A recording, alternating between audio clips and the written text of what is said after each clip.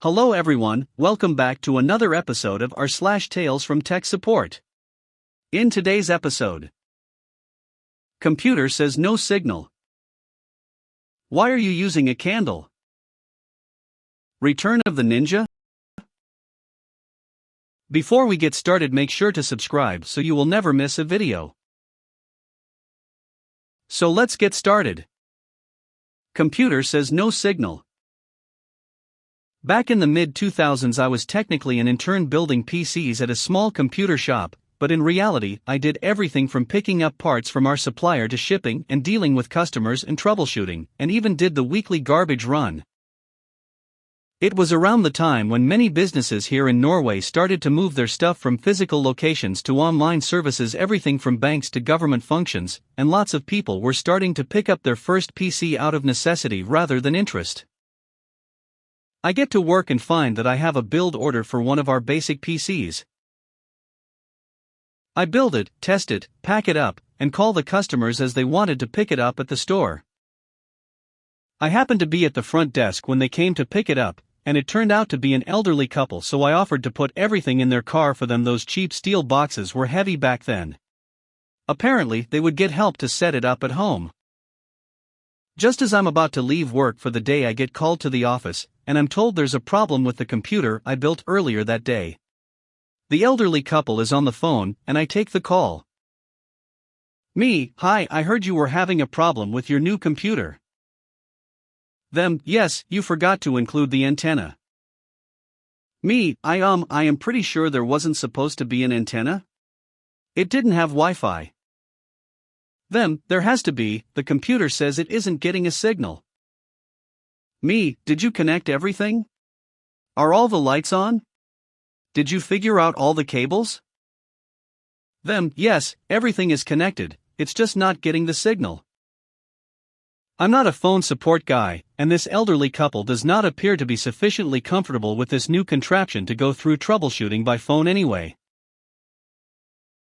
I also know it'll be a hassle for them to pack everything back up and return to the store, normal store procedure. I ask them where they live, and it's not a terrible detour for my drive home, so I offer to drop by and take a look. When I get there, everything looks fine at first glance until I realize that the tower isn't anywhere to be found. The monitor is saying no signal because there's nothing other than the mouse and keyboard plugged into the integrated USB hub connected to it. Me: hey, where's the PC? Them: blank stare. Me: the big black box. Them: oh, so there is something missing? I then remember that I carried everything to their car, put the monitor and accessories in the back seat, and put the PC itself in the trunk. I go out to their car, find the PC where I left it, and bring it inside. A couple of minutes later it's running, and I get it connected to their internet service. I realize that they'll need a bit of a crash course to get started, and I offer to show them how the basics work. They gladly accept, but insist on serving me dinner first. I got home pretty late that day, but I never charged them anything for it. The food was good, they were nice, and for years afterwards they'd send their friends and family to our shop to buy computers. Why are you using a candle? This story is from years ago when I provided tech support for a company of cheap PC clones that are no longer available in the United States, but which are still sold in other parts of the world. Now, to say that many of the purchasers of these computers were first-time users is a vast understatement of the case.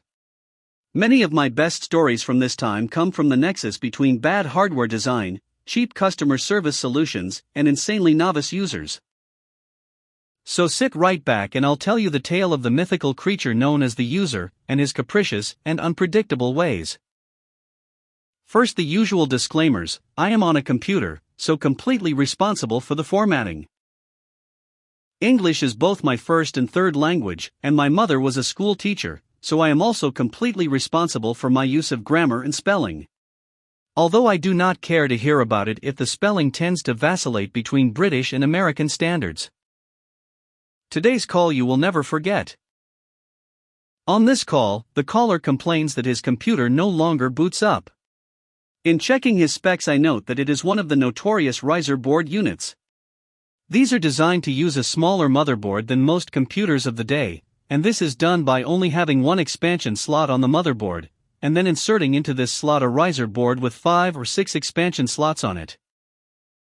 This basically moves most of the expansion slot portion of the motherboard onto a daughter board and changes the space requirements to make the computer smaller. But in order to make the expansion slots on the daughter board compatible with all the cards out there are massive data and power connections between these two boards, resulting in an unstable situation where if the daughter board shifts even a very small amount in its slot, it will ground out the entire computer and leave it unable to boot. The solution? The correct solution would be to send a technician on site and have them remove and reinstall the daughter board and thus get the computer running again. The cheap customer service solution we are given instead is to walk the user through the process of opening the ridiculously complicated case, identifying the riser board, use a screwdriver to remove it and then reinsert it, put everything back together and hope it now works.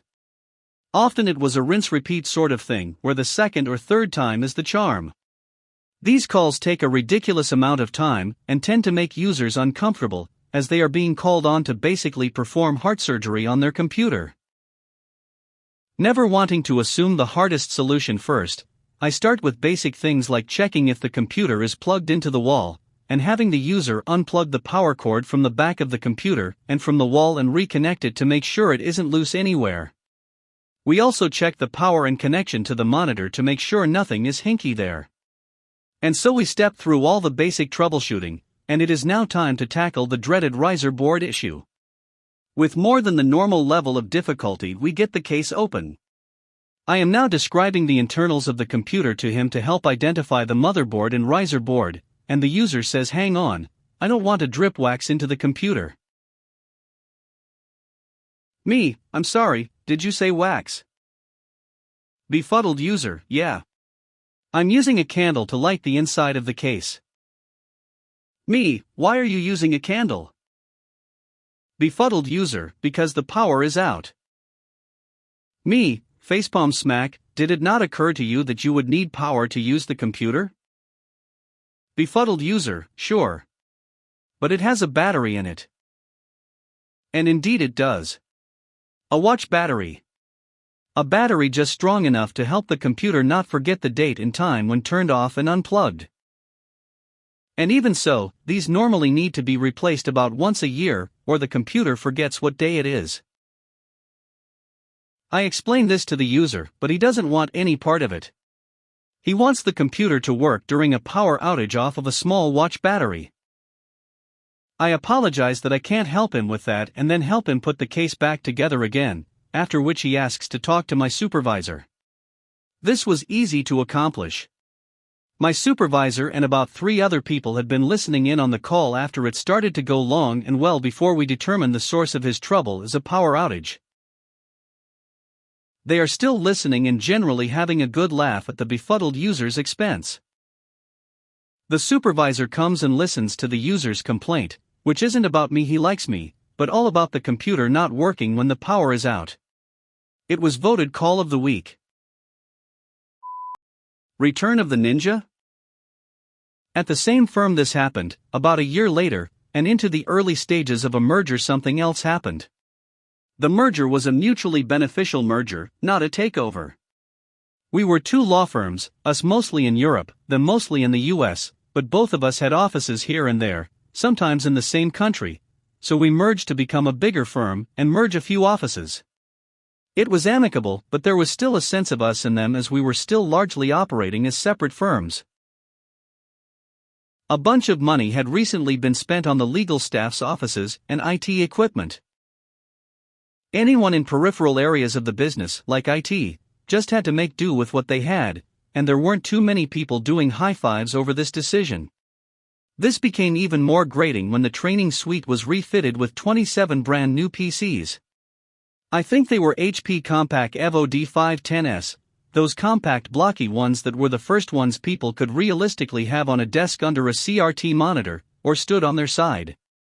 So now every PC the legal staff used, even in training, had been updated to a brand new one, while everyone else was scrabbling to even get more RAM in their machines. People were not happy. The training suite was on the 5th floor of another building. Space was tight, so we'd rented that spot for training, as it's less disruptive for training to be the one that's in a building 5 minutes walk away. This detail is important because one morning I heard that there was a fuss over at the other building. Managers were involved and looking angry. It took until after lunch before one of the managers stopped by our office to let us know what had happened. The previous night someone had stolen 15 PCs from the training suite. The HP compacts were small, but really all they'd done is fit things in very well. There wasn't less stuff in them, maybe more, so they weighed as much as a normal desktop. From personal experience, I could just about carry 4 at once. It was dicey though, because they were heavy, and they stack up high enough to block your face to see where you're going.